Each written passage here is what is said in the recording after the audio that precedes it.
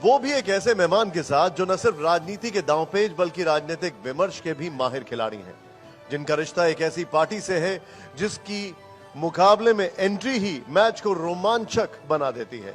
एक पार्टी जो नया इतिहास लिखने में माहिर है, जिसमें रिस्क लेने की भरपूर क्षमता है।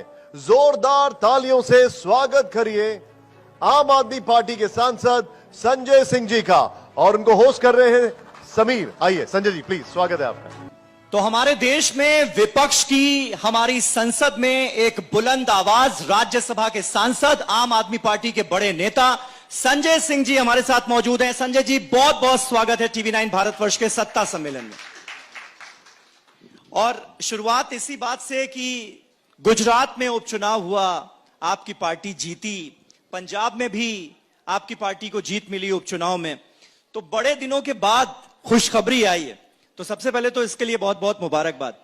बहुत धन्यवाद आपका। लेकिन अगर आप आम आदमी पार्टी के बारे में देखेंगे तो जब 2013 में हम लोग चुनाव लड़ रहे थे तो ये कहा जाता था कि ये 4 आदमी पार्टी है और इनकी जमानतें जब्त हो जाएंगी।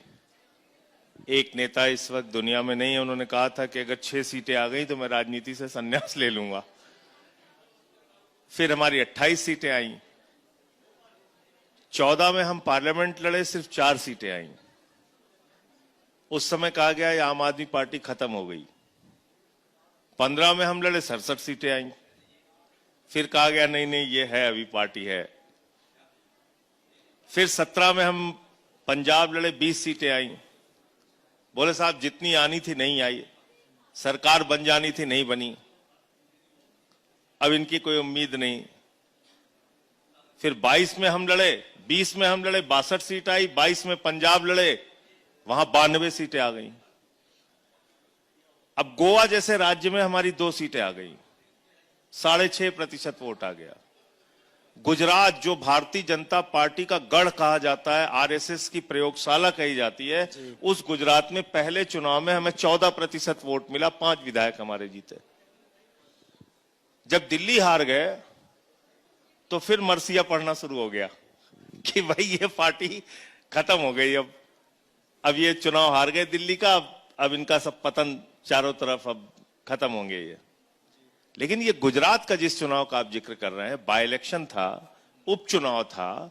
उपचुनाव में पूरी सत्ता लगी थी आम आदमी पार्टी को हराने के लिए, लेकिन उस समय हमारे नेतृत्व ने, केजरीवाल जी ने, पूरी पार्टी ने जाके वहां पर मेहनत किया और गोपाल इटालिया की जीत बहुत बड़ी जीत है। और ये बताती है कि अभी भी आम आदमी पार्टी को लेके देश के कोने कोने में उम्मीद जिंदा है, उम्मीद जिंदा है। और कश्मीर में, जम्मू कश्मीर में हमारी 1 सीट आ जाती है महराज मलिक के रूप में, वहां भी किसी ने नहीं सोचा था कि आम आदमी पार्टी। तो अगर आप आम आदमी पार्टी के बारे में देखेंगे तो आम आदमी पार्टी आज की तारीख में अपने विस्तार की दृष्टि से देश के 3रे नंबर की पार्टी है। बीजेपी, कांग्रेस के बाद अगर इतने राज्यों में किसी पार्टी की उपस्थिति है राष्ट्रीय पार्टी के रूप में तो आम आदमी पार्टी है।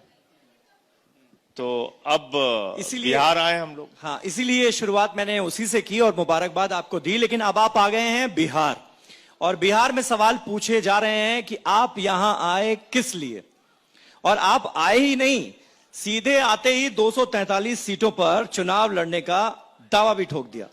देखिए, यहां पे हम लोग इसलिए आए हैं कि जो हमारा दिल्ली का मॉडल है, पंजाब का मॉडल है, जिस राजनीति को आम आदमी पार्टी करने में यकीन रखती है, बिजली, पानी, शिक्षा, स्वास्थ्य, एक आदमी की जिंदगी की मूलभूत आवश्यकता, उसकी जरूरत बिहार को भी है।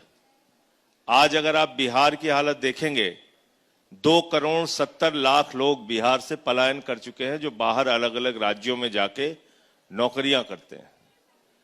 बिहार में हर 2 महीने में कोई छात्रों का, नौजवानों का बेरोजगारी के सवाल पे आंदोलन होता है, जिसमें लाठियां चलती हैं, उनको पीटा जाता है। अभी पिछले साल हम लोगों ने नवंबर दिसंबर में देखा। आप लॉ एंड ऑर्डर की सिचुएशन देखिए, इसी पटना में गोपाल खेमका नाम के एक व्यापारी की हत्या हो गई, और उसी व्यापारी की 6 साल पहले उसके बेटे की हत्या हो गई। तो लॉ एंड ऑर्डर के मामले में आज बिहार बहुत कमजोर स्थिति में पहुंच रहा है। पेपर लीक हो जाते हैं। तो हर तरफ से एक जो नाउम्मीदी का वातावरण है, उसमें आम आदमी पार्टी अपनी जगह खोजने के लिए आई है। और हम लोग कई चरणों में यहाँ पे यात्राएं कर चुके हैं आम आदमी पार्टी की ओर से। हमारे जो राकेश यादव जी प्रदेश के अध्यक्ष हैं, प्रभारी हमारे अजय यादव हैं जो दिल्ली के पूर्व विधायक हैं, तो इन लोगों ने काफी काम किया है, संगठन का काफी काम हुआ है।